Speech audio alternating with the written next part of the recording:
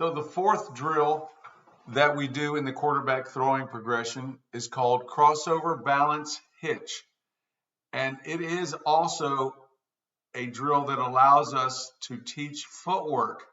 So the third drill, which is crossover balance, is a footwork drill where you would throw off your back foot without moving forward.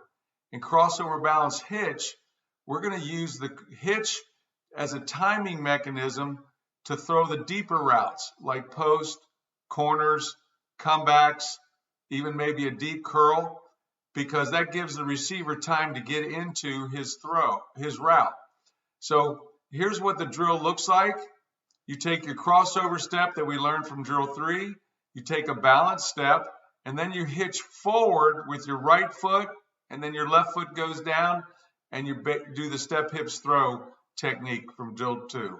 We'll look at that one more time, and then we'll go through the mechanics of what we need to coach. Okay? So we'll go back to the beginning.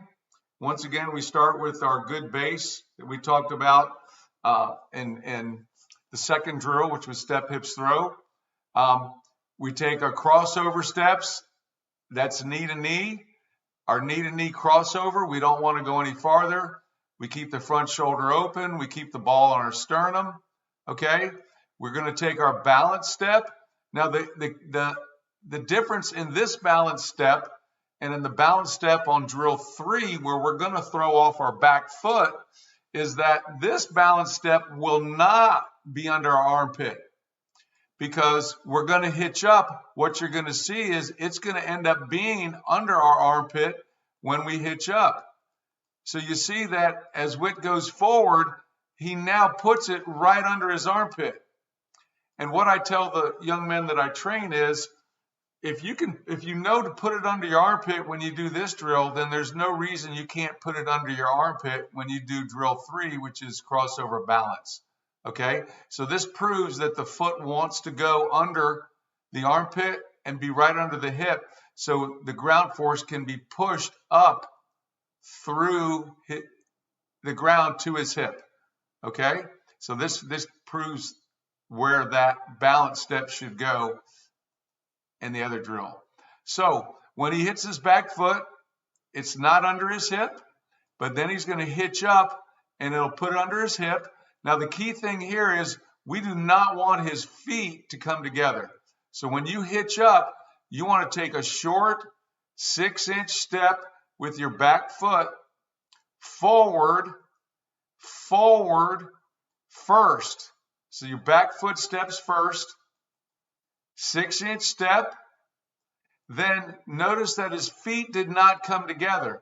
In fact, notice that if we drop an arrow down from his armpit, that they're armpit distance apart or hip distance apart, which is excellent for maintaining his balance and his posture. So the key thing to coach here is don't let the feet come together. The closer the feet come together, the longer it's going to take him to put his front foot down. So you notice that his back foot goes down and his front foot can get down quickly. All right? If your feet come together, it's going to take you too long to get your front foot down. And that's important because we know you cannot start the throwing motion till your front foot hits. Okay?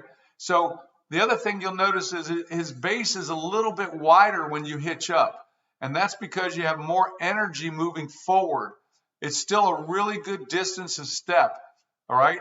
How do we know that? Because his knee stays bent. His posture is nice and tall.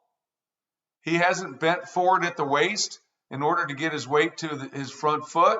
Okay? So when that foot hits, you want to check his balance and make sure his balance is right and he's not leaning forward at the waist. Otherwise, you know that he's striding too far on the hitch step, which is something a lot of the kids will do. A lot of quarterbacks do. They stride too far when they hitch up. All right?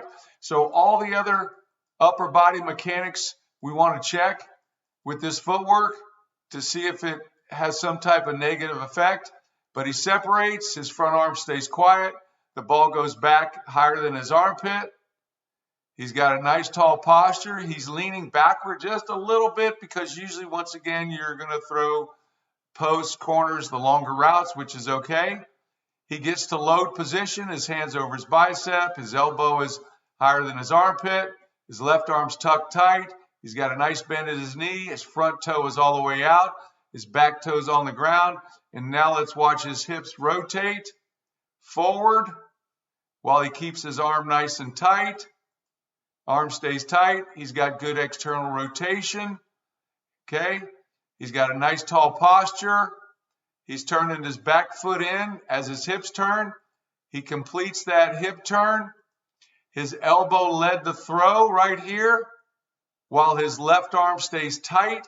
This keeps his left side nice and stable so that the only thing moving forward will be his elbow and his hand. And this is how you get to be really accurate, is that you stabilize your left side, you rotate your hips, stabilize your left side, lead with the elbow, and then the ball is released in front of your body, okay? The elbow leads, it's released in front of the body.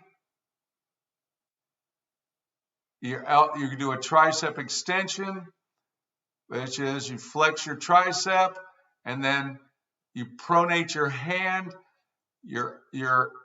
point your fingers at your target so your arm is fully extended. Your feet are still on the ground, which means you stayed in posture and balance. Your head is perfectly stable. And this is the position of how you control ball flight. So he did a crossover balance hitch, and it didn't affect his mechanics, and he did excellent footwork. So we'll watch that whole thing again. So the key, if you watch these 4 drills, is you've seen that Whit has been able to go from drill 1 to drill 2 to drill 3 and drill 4 and have the same excellent throwing mechanics. And so he's learned to coil and uncoil, to keep his upper body and posture stable, and to have the same mechanics while he's doing and learning the correct footwork. And so we'll watch one more time. This is crossover balance hitch.